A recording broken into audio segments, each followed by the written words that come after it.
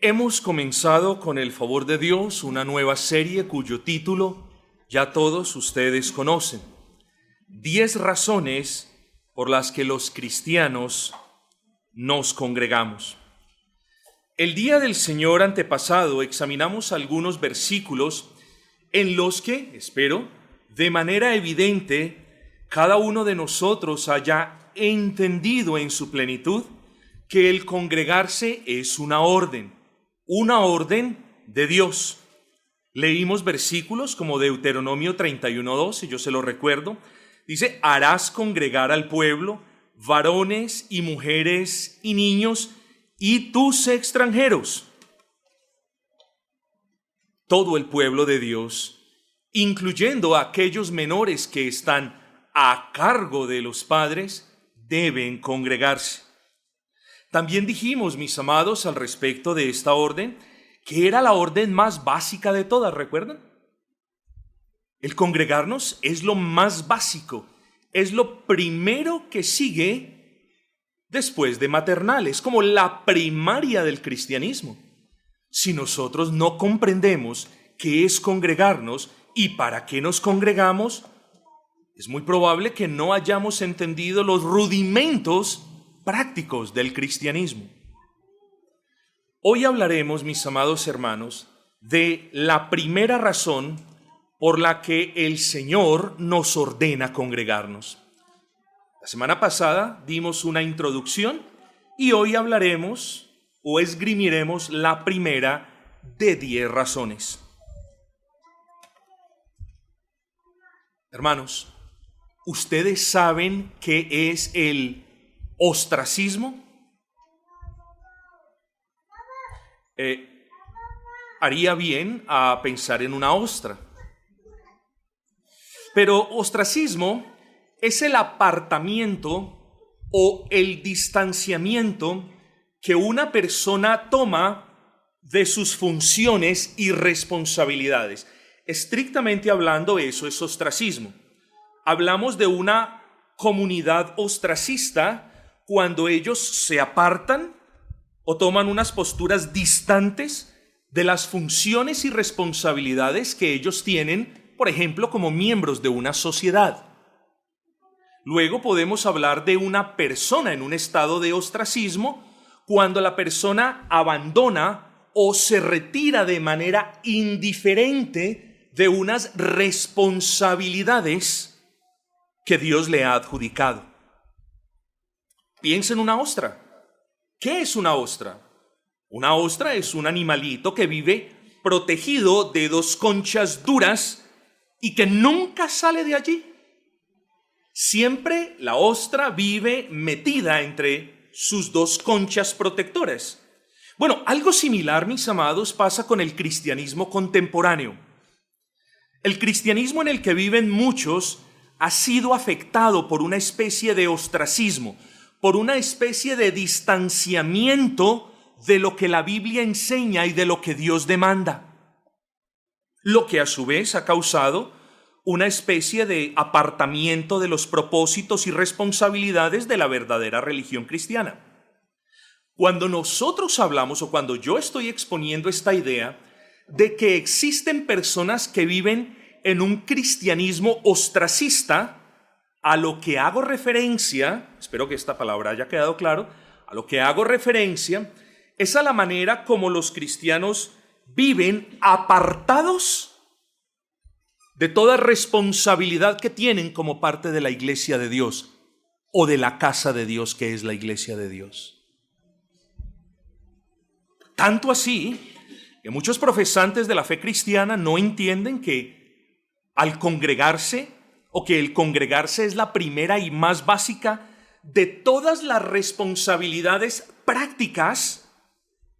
Hay responsabilidades espirituales, como por ejemplo la que nosotros tenemos de orar por los hermanos, de orar por el pastor, de orar por bendición para la iglesia. Esas son responsabilidades espirituales, pero que nadie nos ve porque las hacemos en casa.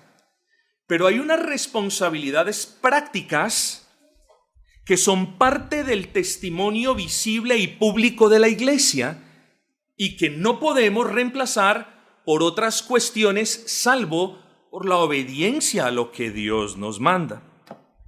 Se lo voy a poner de esta manera, mis amados. No pocos son los creyentes que viven como ostras, seguros en las cuatro paredes de sus casas y apartados de toda responsabilidad y de todo propósito que Dios ha establecido para ellos en la palabra de Dios. Eso es vivir de manera ostracista, vivir apartados de las responsabilidades que Dios ha establecido para ellos en la palabra de Dios, en sus iglesias locales. El título del sermón que tenemos en esta mañana es: Nos congregamos para convivir como familia. Nos congregamos para convivir como familia. Y este es el primero de los 10 propósitos que vamos a considerar. De tal manera, mis amados hermanos, que cuando usted, cada sábado por la noche, que diga, mañana me voy a congregar, y cada día del Señor en la mañana en el que usted diga, voy hacia el local de la iglesia, usted piense, ¿por qué lo estoy haciendo? En primer lugar, usted lo está haciendo porque Dios le ordena a los hijos de Dios convivir, o en términos de Hechos 2:42, de perseverar en la unión unos con otros. El perseverar en la unión unos con otros, o el convivir unos con otros, no es una invención del pastor César. De hecho, y lo digo con mucho respeto, ¿recuerdan el sermón de hace 2 semanas? ¿Recuerdan el sermón de esforzaos y sed valientes? Después de ese sermón, 7 personas no regresaron más. Después de ese sermón, 7 personas no regresaron más. El pastor todo lo ve desde aquí. Bueno, en fin, ese no es el punto. El punto, hermanos, es que la gente, los creyentes, están acostumbrando a un cristianismo donde hay beneficios a granel, pero no hay cumplimiento de responsabilidades. Por el contrario, existe un apartamiento de las responsabilidades. No estoy diciendo una negación. Usted puede decir amén a lo que yo estoy diciendo, en el sentido de reconocer que Dios ha establecido unas responsabilidades del cristiano para con la iglesia y en la iglesia. Usted puede decir, sí, eso es verdad, pero en la práctica usted puede estar negando esa realidad. Así que, hermanos, tengamos cuidado con estos asuntos. Nos congregamos para vivir como familia. Y para quienes toman notas, hermanos, este va a ser un mensaje muy modular. Así que les puedo dar los puntos. Hoy, Dios permitiendo, vamos a considerar la convivencia en la familia y las características de esa convivencia. La próxima semana vamos a hablar de los desafíos de esa convivencia, pero de lo bueno y necesario de dicha convivencia. Así que el tiempo hoy, mis amados, solamente nos da para hablar de la convivencia, vamos a describirla, y de las características, al menos de algunas de ellas. Comencemos pues hablando de la convivencia de la familia. Vamos, hermanos, a estar, no es mi estilo, no es que quienes lo practiquen hagan algo malo, pero vamos a estar paseando un poco por la palabra. Vamos, hermanos, a ejercitarnos un poco con la Biblia. Así que les pido, hermanos, que abramos nuestras Biblias en Gálatas 6:10, Gálatas capítulo 6, versículo 10. Gálatas 6:10 dice: así que, según tengamos oportunidad, dicen, hagamos bien a todos y mayormente a los de la familia de la fe. El texto que acabamos de leer en Gálatas nos habla de un deber. Recordemos en este punto, a manera de paréntesis, que el ostracismo es el aislamiento o el apartamiento de todo deber, de todo lo que implique un deber. Pero Gálatas nos dice que debemos hacer bien a todos, mayormente a los de la familia de la fe. ¿Cómo usted le va a hacer bien algún miembro de la familia de la fe si está apartado de la familia de la fe o si no convive con la familia de la fe. Luego no podemos hablar, al menos coherentemente, de un cristianismo que nos hable de una familia de la fe, mientras que usted quizás está apartado de la familia de la fe o apartado de las responsabilidades de la familia de la fe. Este versículo y una plétora de otros versículos no tendrían sentido, ¿no es así, hermanos? No tendrían sentido si yo no persevero conviviendo con la familia de la fe, como lo vamos a ver entre esta semana y la que viene, Dios mediante. El deber al que nos llama el Señor es de hacer el bien a todos, pero la prioridad la tiene la familia. ¿Cuál familia? La familia de la fe. Los hermanos que están sentados delante, detrás y al lado de usted. Ese hermano que está sentado a su lado o delante de usted o quizás detrás, tiene la prioridad cuando al respecto de hacer el bien se trata. Claro, eso no quiere decir pues que si mi hijo necesita que yo le haga el bien, le diga, no, usted tiene que esperar a que yo le haga el bien a otro, voy a ver a quién. No, por supuesto que hacemos el bien de manera natural a nuestros hijos, pero la prioridad, generalmente hablando, la tiene la familia de la fe. Es aquí donde afirmamos, y ojo con este razonamiento, hermanos, por favor, yo espero que sea de utilidad. Es aquí donde afirmamos que sí, la iglesia es la casa del Dios vivo, como nos dice Primera de Timoteo 3:15, si afirmamos que, de nuevo se los digo, si afirmamos que la iglesia es la casa del Dios vivo, quienes viven en esa casa, ¿quiénes son? Nuestra familia. Esa es la enseñanza de la palabra. Si la iglesia es la casa del Dios vivo, la familia de Dios, es decir, quienes han sido adoptados por Dios, conviven en la casa de Dios, que es la iglesia. Es fácil. No tratemos de ser muy listos y muy hábiles esquivando este razonamiento tan sencillo. Pero Pablo además nos recuerda en Filipenses 1:5 que hemos sido adoptados como hijos suyos, y en Filipenses 2:19 dice que todos los que hemos sido adoptados somos la familia de Dios.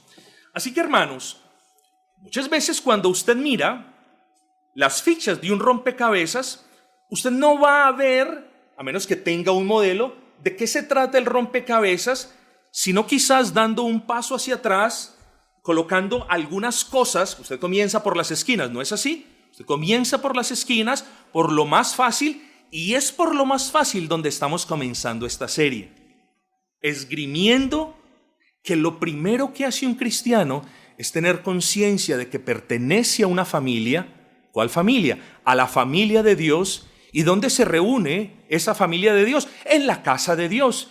¿Y qué nombre recibe la casa de Dios? La iglesia del Dios vivo. Primera de Timoteo 3:15, vuelvo y le repito. Así que cuando usted mira todo el panorama, la foto que muy probablemente pronto va a tener delante de usted es esta. La iglesia es la casa de Dios donde vive la familia de Dios. Pero el hecho de que la familia de Dios o la iglesia de Dios viva en la casa de Dios implica otra cuestión. Es decir, la iglesia como cuerpo de Cristo vive en la casa de Dios. Pero luego tenemos que ir del nivel macro o del nivel general al nivel micro o al nivel particular. Note lo siguiente. He estado diciendo que la iglesia es la casa de Dios y que la iglesia vive en la casa de Dios. Pero ahora, ¿quiénes somos la iglesia o quiénes componen la iglesia? Ahora sí vamos al nivel ya más particular. La iglesia la componemos quienes hemos sido adoptados en la familia de Dios. Luego, mis amados hermanos, esto implica una convivencia.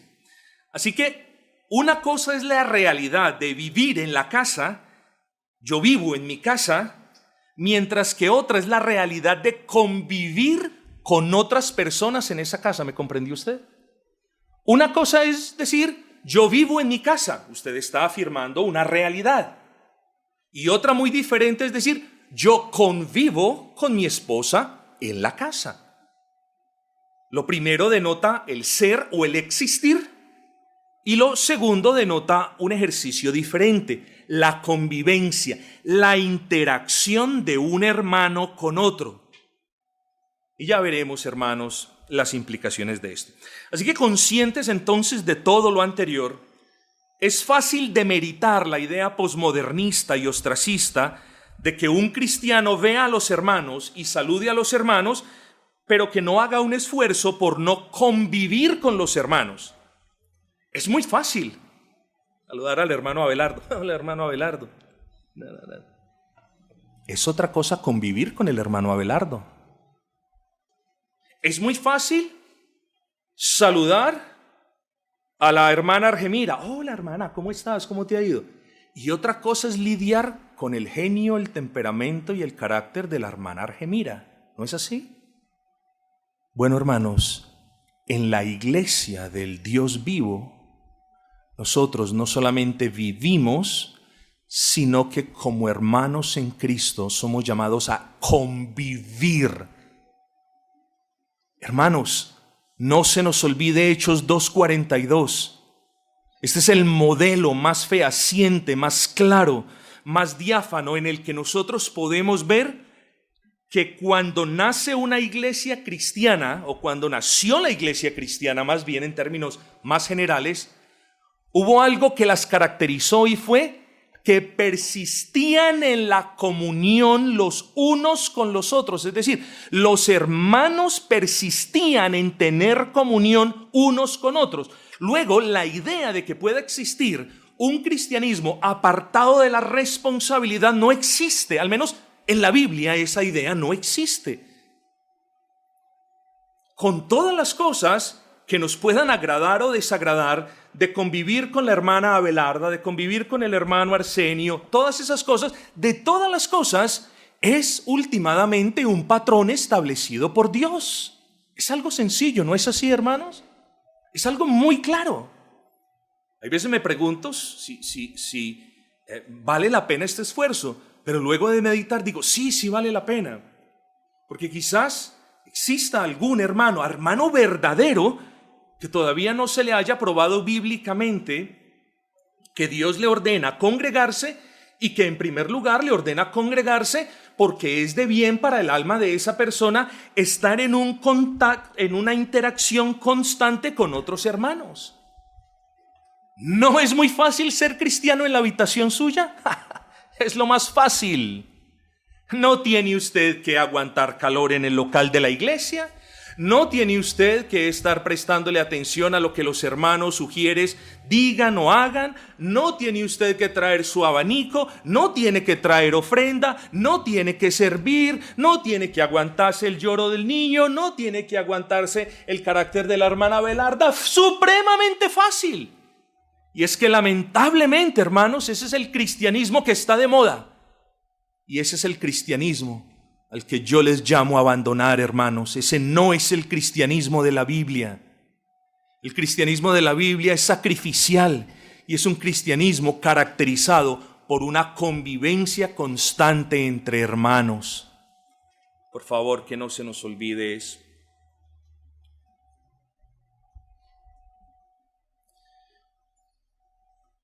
Mis hermanos, que una cosa entonces nos quede claro para comenzar. La enseñanza de los hermanos congregándose para perseverar. La enseñanza de los hermanos congregándose para tener comunión unos con otros. La enseñanza de los hermanos que se congregan para convivir es de lo primero que abraza el creyente del Nuevo Testamento, porque es una de las primeras cosas que hizo la iglesia o la primera iglesia del Nuevo Testamento. Noten, hermanos, entonces, que las exhortaciones pastorales para que usted se congregue, en primer lugar, porque eso es lo que ordena el Señor, porque deben congregarse para convivir, es algo que vemos palpablemente en la iglesia de Jerusalén. Hechos 2:42. ¿Qué hacían los hermanos? No, los hermanos se quedaban en las casas. No, a los hermanos les daba miedo salir a evangelizar. No, los hermanos no quisieron hacer ningún sacrificio porque tenían alguna comodidad. No, hablamos, mis hermanos, o más bien el Señor nos habla en las Sagradas Escrituras, en Hechos 2:42, de que ¿qué hacían los hermanos? Respuesta: los hermanos perseveraban en la doctrina. Pero lo segundo es, los hermanos perseveraban congregándose. Eso lo podemos ver en las palabras comunión unos con otros. Eso es congregarnos. Nos reunimos, hacemos una asamblea, claro, para adorar a Dios. Eso lo vamos a ver más adelante. Pero no podemos hablar de adoración a Dios desde la perspectiva eclesial si no nos congregamos. Luego, hermanos, yo les exhorto, hermanos, por favor, a darle a este primer punto una buena importancia, porque como lo hemos dicho, a partir de esto vamos a ir edificando los demás sermones.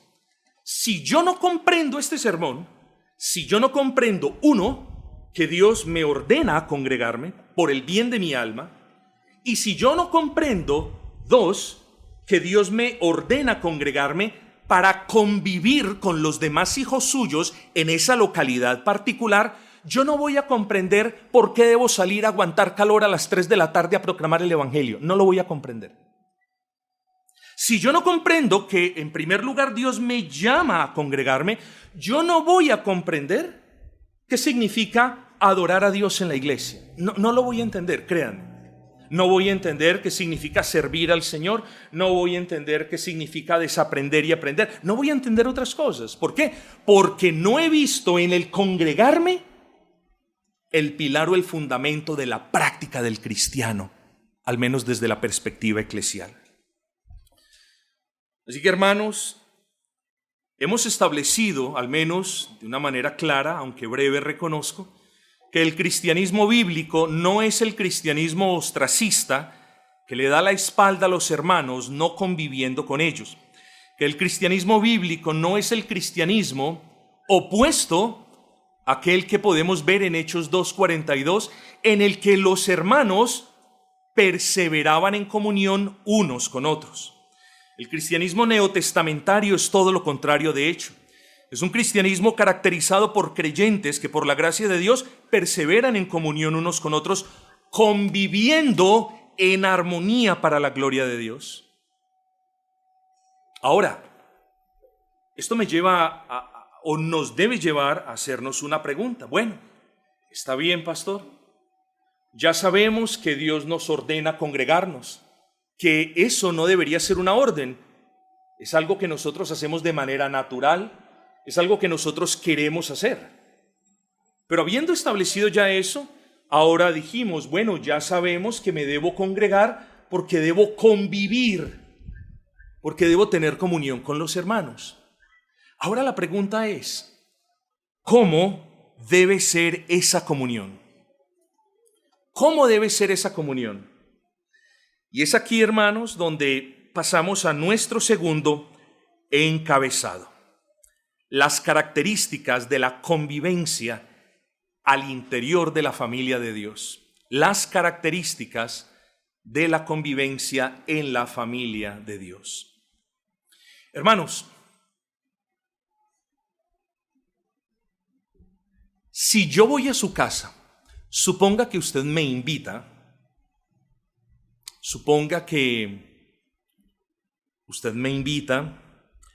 ¿bajo qué parámetros? No estamos hablando de los parámetros globales del cristiano, pero si usted me invita a su casa, ¿bajo qué parámetros me debo comportar? Si usted tiene una alfombra blanca, y en oportunidad me tocó ir a una casa con una alfombra muy delicada, muy blanca, y me pidieron el favor con gran vergüenza, ay, pastor, por favor, ¿se puede quitar los zapatos? Claro que sí, hermano.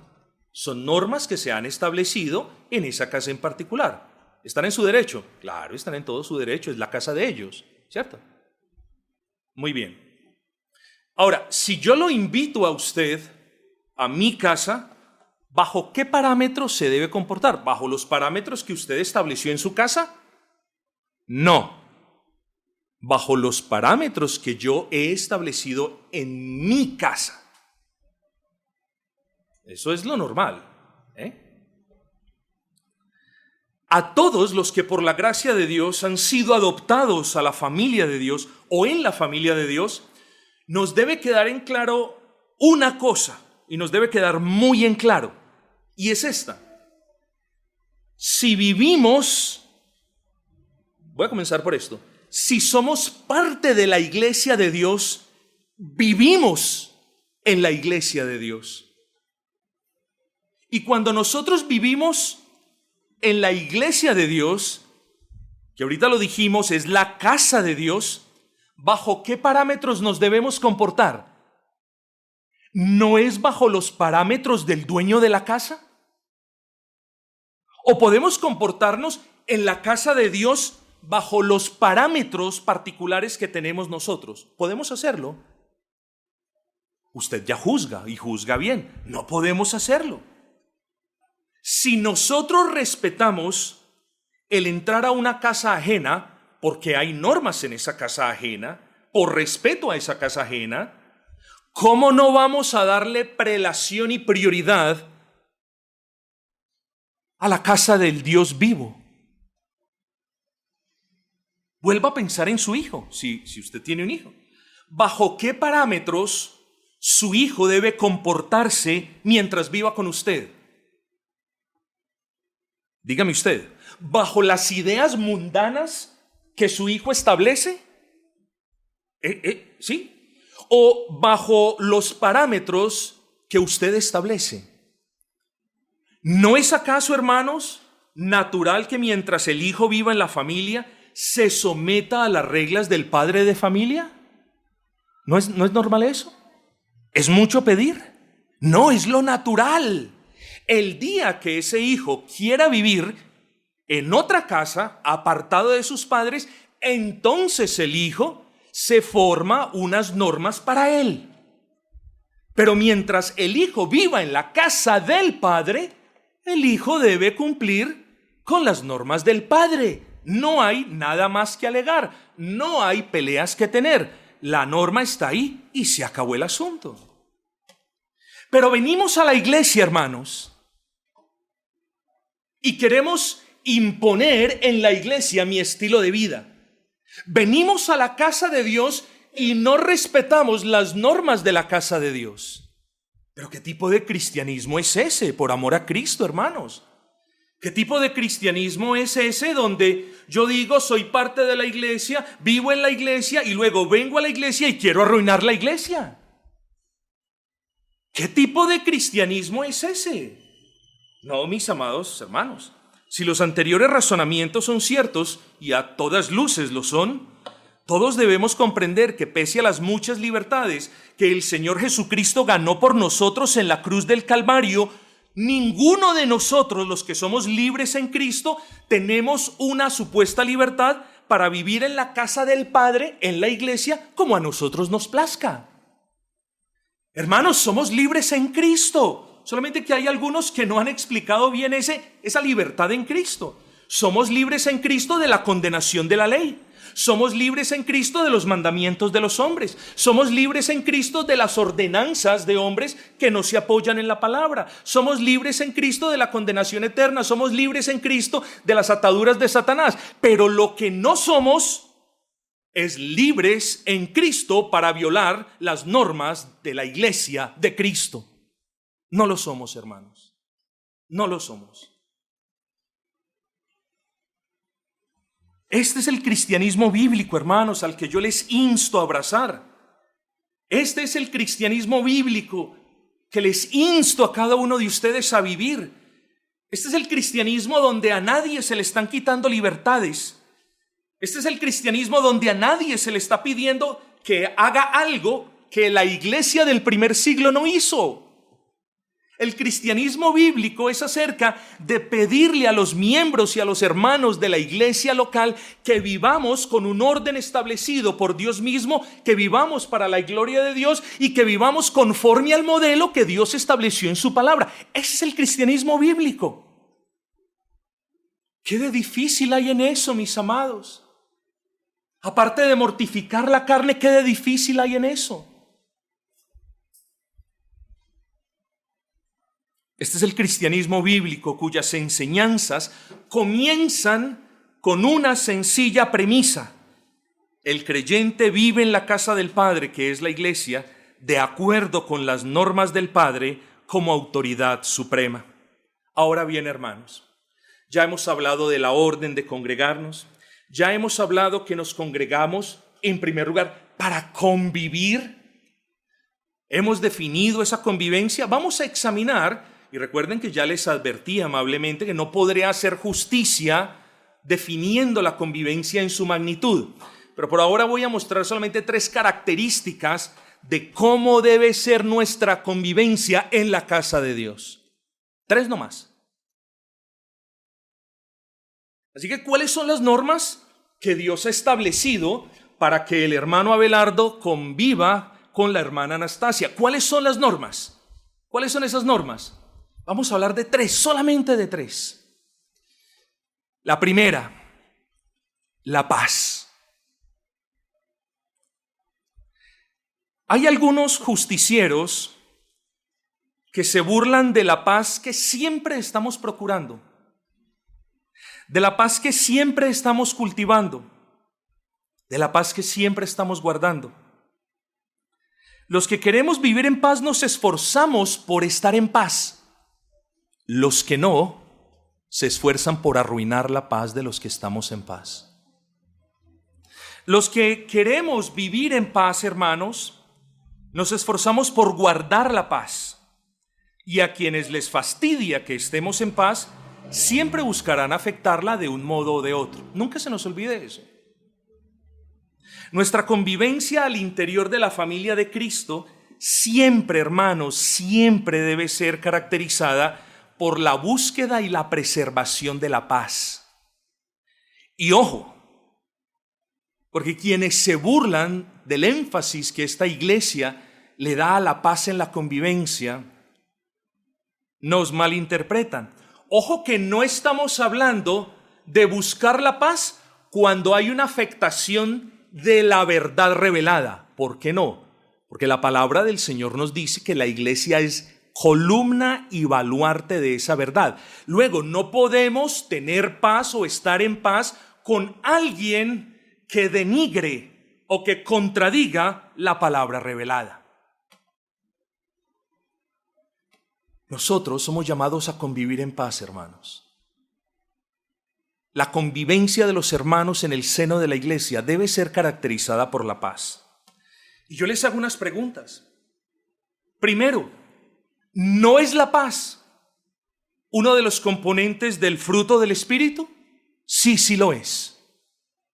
Mas el fruto del Espíritu es amor, gozo, paz, paciencia, benignidad, bondad, mansedumbre, fe y templanza. Luego, la paz, siendo fruto de la obra del Espíritu en nuestros corazones, debe ocupar un lugar muy alto en nuestras interacciones con los demás, cuando se puedan, pero siempre en nuestras interacciones entre nosotros. Pregunta: ¿no es estar en paz con el prójimo aquello a lo que nos llama el Señor? Sí. Romanos 12:18. En cuanto dependa de vosotros, estad en paz con todos los hombres. No siempre podemos estar en paz. Es cierto. Pero noten que la Escritura nos llama a hacer un esfuerzo en cuanto dependa de vosotros. Si otros no quieren estar en paz con nosotros, díganme ustedes, ¿de qué lado permanece el pecado? ¿Del nuestro que procuramos estar en paz o de los que de manera persistente no quieren estar en paz? ¿De qué lado está el pecado? Usted lo sabe, no hay necesidad de que yo se lo diga. Pregunta: ¿no es la búsqueda de la paz aquella virtud a la que lo llama el Señor? Sí, sí lo es. El Salmo 134:12 nos dice, una fracción, dice: apártate del mal y haz el bien. Y luego dice: busca la paz y síguela. Búscala y síguela. Procúrala. Esfuérzate porque siempre haya paz entre tú y tu hermano, siempre. En ocasiones no es fácil de procurarla, de buscarla. Pero ¿quién dijo que era fácil? Es deber nuestro continuar buscando estar en paz con cada hermano, primaria y principalmente de la congregación. Procurad hacer el bien a todos, procurad estar en paz con todos, pero primaria y principalmente con los miembros de la familia de la fe. Hermanos, ¿suficientes argumentos? No hay más, hermanos. ¿No es Dios un Dios de paz? Sí, sí lo es. Primera de Corintios 14:33. Hermanos, y con un Dios de paz, ¿cómo vamos a ser conocidos en nuestra interacción con los hermanos si no es por medio de la paz? Hermanos, las Escrituras traen una gran bienaventuranza o bendición sobre los que procuran la paz. Mateo 5:9 nos dice: bienaventurados los pacificadores, porque ellos serán llamados hijos de Dios. En otra traducción que yo recomiendo también mucho dice: Dios bendice a los que procuran la paz, porque esos son los hijos de Dios. Qué tremendo, ¿no es así? Hermanos, la paz no es una opción, la paz debe caracterizar nuestra comunión, hermanos. Dios, hermanos, préstenle atención, Dios nos ordena congregarnos. ¿Para qué? Para vivir en paz, hermanos queridos. Dios no nos ordena congregarnos para estar con rencillas, con pleitos, con peleas, con divisiones y con estas cosas. Si otros quieren vivir así, deben buscarse una comunidad en la que todos piensen así. Pero el que quiera mirar las cosas desde la perspectiva bíblica, caerá en la cuenta, hermanos, de que la iglesia o de que la paz debe reinar en el interior de la casa de Dios, que es la iglesia. De que la paz debe caracterizar nuestra interacción con otros hermanos. Dios nos llama a que nos congreguemos para que nuestra interacción, para que nuestra comunión, para que nuestra convivencia testifique de la paz que nosotros tenemos con Él por medio de Cristo.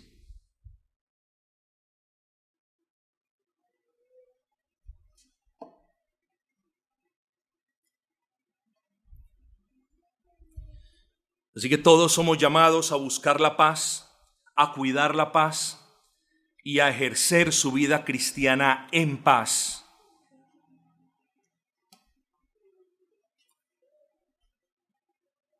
Mis amados,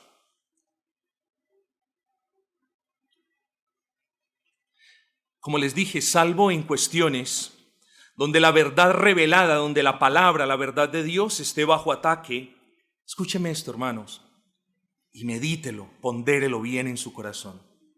Nadie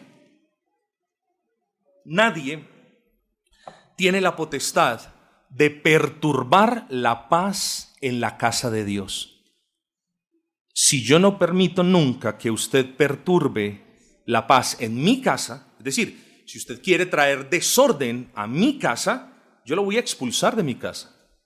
Yo lo tengo que sacar de mi casa. Si yo voy a su casa a ponerle la casa de ruana, usted me va a decir: pastor, yo lo estimo mucho, pero luego hablamos mejor, o nos tomamos un cafecito en el... No, eso no, ¿cierto? Creo que la fe y el temor de algunos creyentes se ha perdido.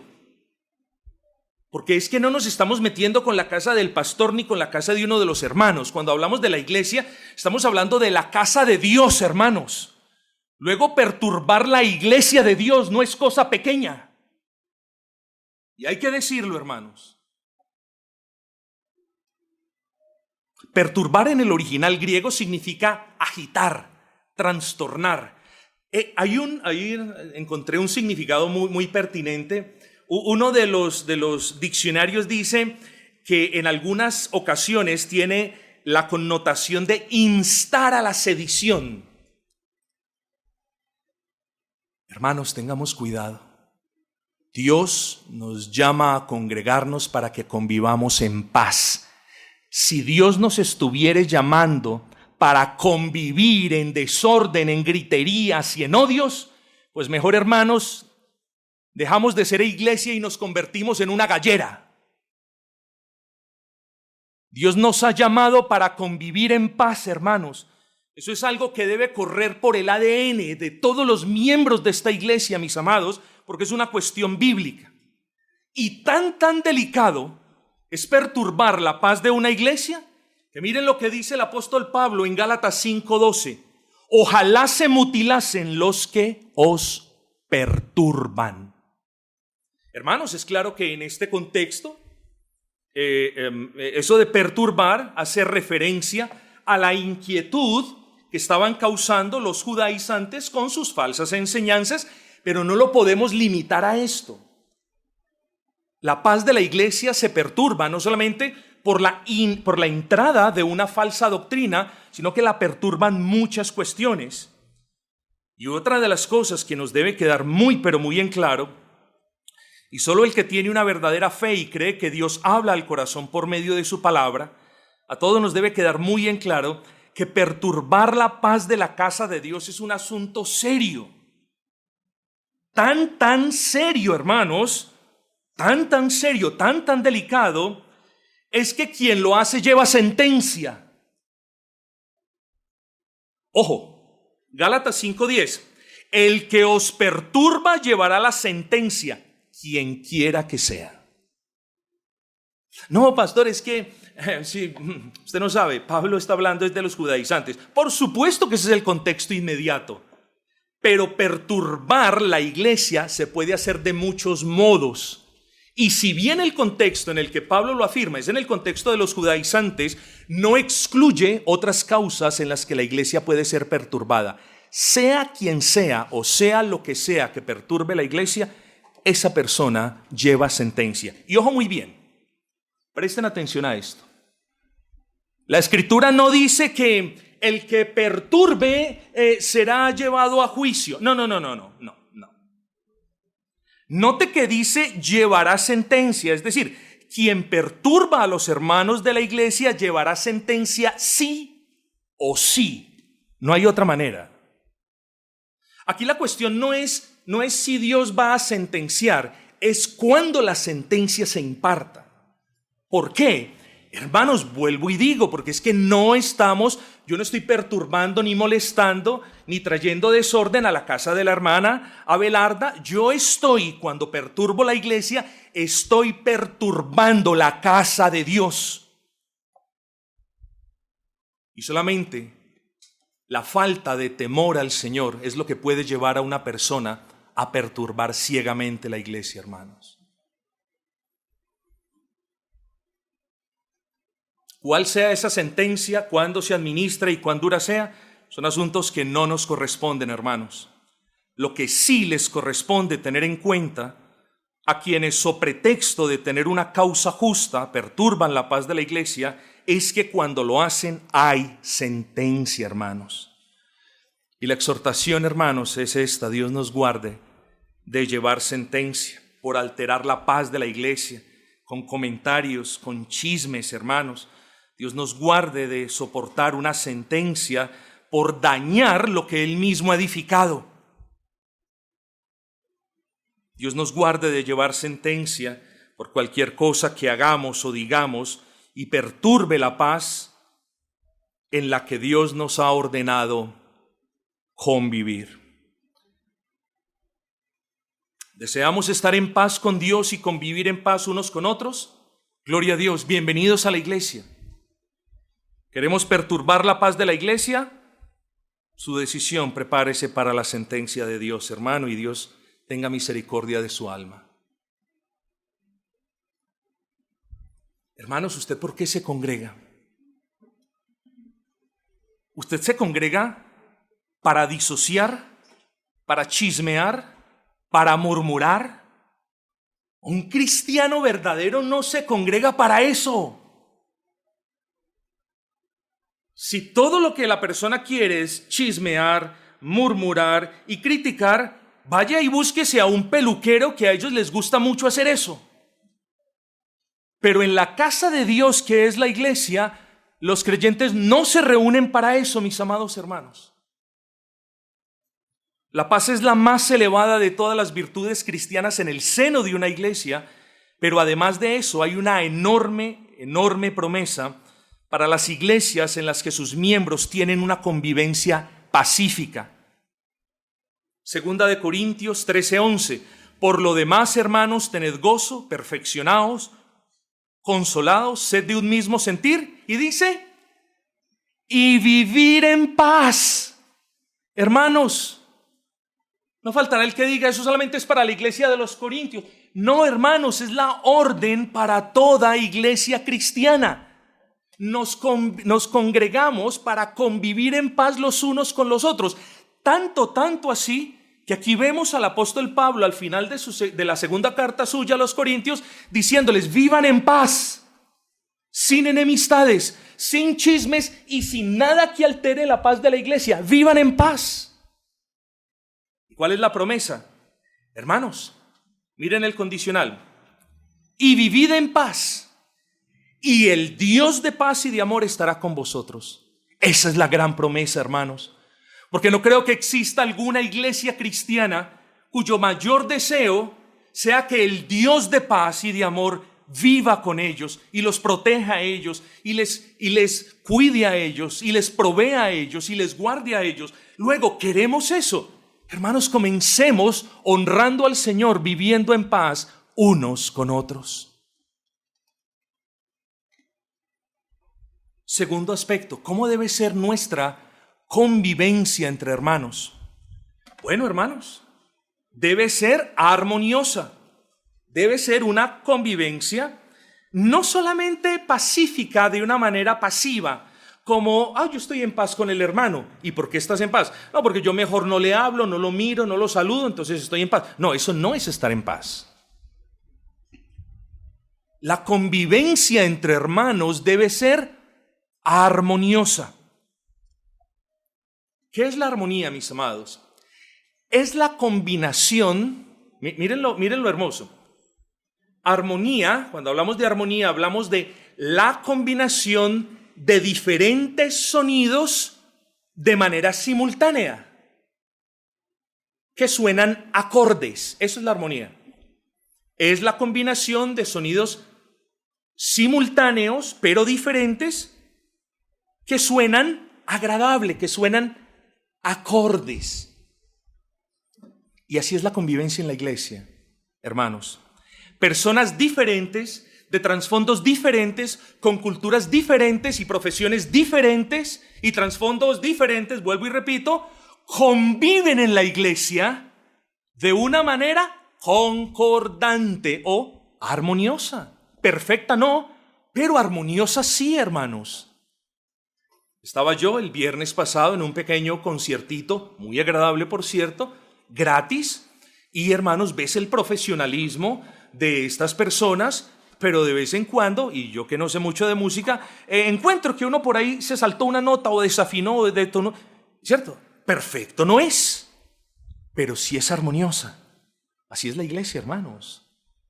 No estamos apuntándole a una comunión perfecta. Tendremos la comunión perfecta cuando estemos delante del perfecto. Entre tanto, debemos procurar siempre convivir de manera armoniosa. Hermanos, el salmista nos dice que es una delicia. Noten, hermanos, no dice, eso está bien, o dice, pues eso es bueno, miren a ver. No, nos dice que es una delicia el hecho de que pese a sus diferencias los hermanos vivan pacífica y armoniosamente. ¿Ustedes saben en qué salmo está ese? Claro. 133:1. Ahí está. ¿Qué nos dice ese salmo? Mirad cuán bueno y delicioso es habitar los hermanos juntos y en armonía. ¿Cómo es la convivencia a la que Dios nos llama? Es una convivencia en paz y armoniosa. Sí, vamos a tener los roces aquí, vamos a tener los roces allá, pero hermano, ¿qué dice la escritura de la convivencia? Hierro con hierro se aguza. El cristianismo ostracista es muy fácil, no tengo que aguzar mi hierro con ningún otro.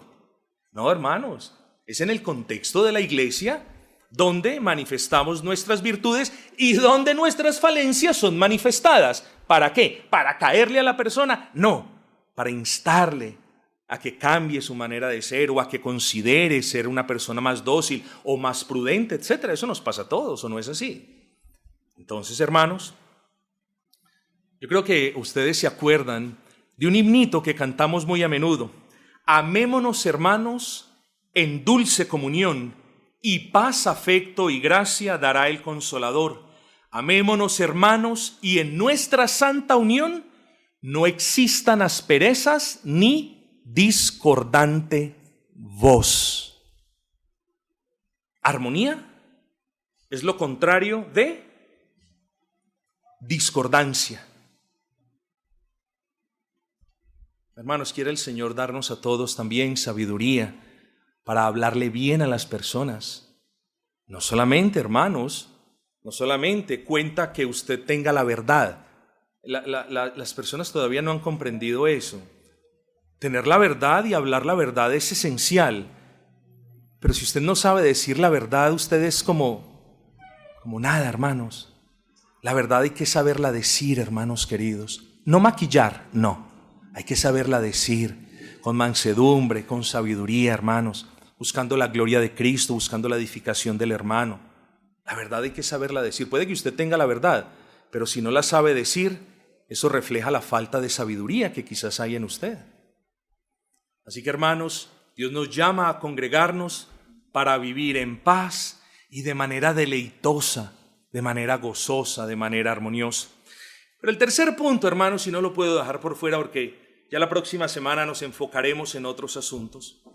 Hermanos, la comunión, la convivencia entre los hermanos que conviven en el seno de la casa de Dios, que es la iglesia, debe ser caracterizada por el amor. Y es mucho lo que podemos hablar, pero no lo vamos a hablar todo.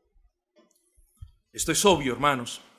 Cuando no hay amor, la convivencia es lo más difícil para un ser humano, ¿no es así? Cuando Abelardo no ama a su esposa, la convivencia entre Abelardo y la esposa de Abelardo es lo más difícil. Es hasta tortuoso. Porque como nosotros necesitamos el aire para poder vivir, la iglesia necesita el amor para poder convivir de una manera que honre a Dios.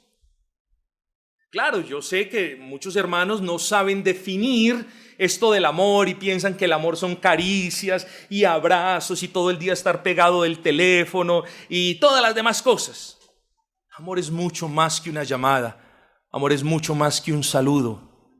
Sí, esas cosas pueden mostrar el amor, pero no necesariamente es eso. Así que, hermanos, no podemos regresar sobre algo que hemos repetido desde este púlpito muchas veces. Pero, hermanos, yo quiero que piensen en una serie de preguntas. Sin amor, ¿qué tan diferente sería nuestro trato del trato que tienen las personas en el mundo, hermanos? Sin verdadero amor entre hermanos, las implicaciones serían brutales para el testimonio de la iglesia. Porque si no hay amor entre hermanos, estaríamos testificando de que Dios no nos amó, primera de Juan 4:20, y estaríamos perdiendo el derecho a llamarnos iglesia. Ahora, el inmaduro dice, en esa iglesia no hay amor. Pero cuando tú le preguntas qué es amor, tú ya sabes, este no sabe lo que es amor. Pero sin amor verdadero entre hermanos, estaríamos diciendo Dios no nos amó y en consecuencia no tendríamos el derecho a llamarnos iglesia. Porque si por algo se conoce la iglesia del Señor, es por el respeto y por el amor que unos tienen para con otros, hermanos. Sin amor verdadero en nuestra convivencia, los unos buscarían acusar a los otros por los detalles y los errores más pequeños. Sin amor nos convertiríamos en jueces universales de todos los demás. Sin amor no tendríamos la capacidad de cubrir las faltas y los errores menores de los hermanos. El que no tiene amor es el que busca la menor de las faltas para restregársela en la cara o delante de otros a quienes no les incumbe. El que no tiene amor está pendiente de la caída de los hermanos para mostrar su superioridad sobre ellos. El que tiene amor busca el bien del hermano, porque como lo hemos definido incansablemente por un número elevado de veces, el amor es la gracia de Dios por medio de la cual debemos buscar el beneficio del prójimo integral, espiritual y aún físico, aún en detrimento del nuestro propio. Eso es amor. El amor no es una idea, no es un misterio, no es una nube. El amor es una acción, es un verbo en el presente continuo. Estoy amando constantemente a mis hermanos. Hermanos, sin amor, el sonido de nuestras alabanzas sería como el del metal que resuena o del címbalo que retiñe.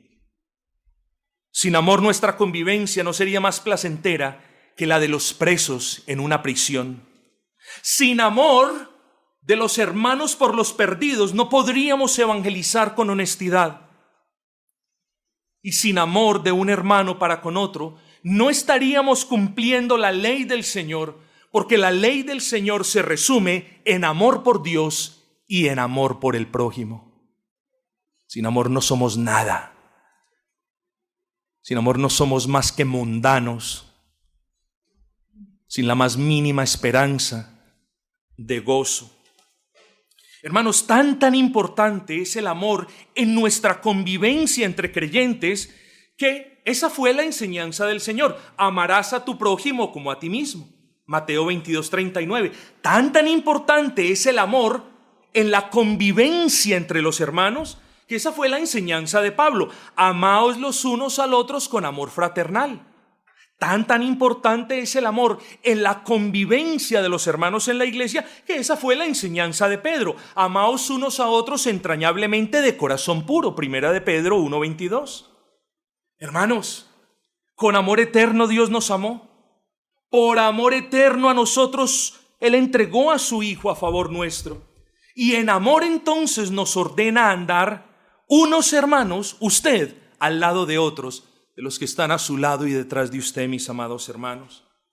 Hermanos queridos, es un ruego, brota de mi alma, porque para mí es tan claro y tan básico, que espero que esta realidad sea también para ustedes. Hermanos, Dios ordena que la convivencia en el seno de la iglesia sea llena de amor. Efesios 5:2, y andad en amor. Es decir, que vuestra vida cristiana sea caracterizada por el amor por el prójimo, principalmente por el amor con los hermanos. Romanos 12:10, amaos los unos a los otros con amor fraternal. Hermanos, pruebas. No, hermanos, yo creo que el que pida pruebas de que Dios nos ordena congregarnos para vivir en paz, para vivir en armonía y para vivir en amor, yo creo que necesita, hermanos, reconsiderar su posición en Cristo. Así que, hermanos, he llegado al final de este sermón y dejo delante del Señor la esperanza que tengo de que cada uno de ustedes haya comprendido el mensaje. Y confío en el Señor que en la mucha presentación de los argumentos bíblicos nosotros podamos entender, hermanos, cuestiones sencillas como esta. Dios no nos llamó a congregarnos para estar en enemistades ni en pleitos. Por eso fue la recriminación tan grande de Pablo a los corintios. Dios nos llamó a vivir en paz, hermanos. Vivir en paz es fácil. No siempre. Pero en una iglesia donde reina el Dios de paz y de amor, es imposible que quienes la componemos estemos buscando cosas diferentes a vivir en paz y a tener amor por los hermanos. Vuelvo y repito. En una iglesia